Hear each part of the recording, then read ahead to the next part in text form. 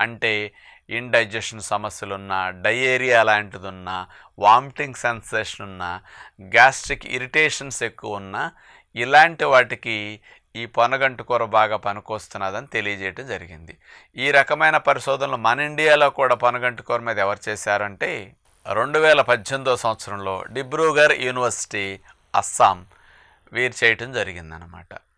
ఈ పరిశోధనలు అన్నీ కూడా పొనగంటి కూర మీద చక్కటి లాభాలు ఉన్నాయని తెలియచేయటం స్పష్టంగా జరిగింది. కాబట్టి మనకి మార్కెట్లో పొనగంటి కూర ఎప్పుడైనా అందుబాటులో చక్కగా లభించినప్పుడల్లా సాధ్యమైనంత వరకు అది పప్పు వేసి ఉండొచ్చు, ఇతర ఆకుకూరల కాంబినేషన్తో పొనగంటి కూర వండుకోవచ్చు.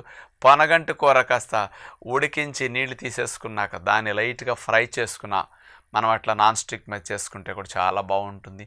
పుల్కాల్లో పొనగంటి కూర ఫ్రై చాలా స్పెషల్ టేస్ట్ వస్తుంది అనమాట. ఎప్పుడన్నా ట్రై చేసి చూడండి. కాకపోతే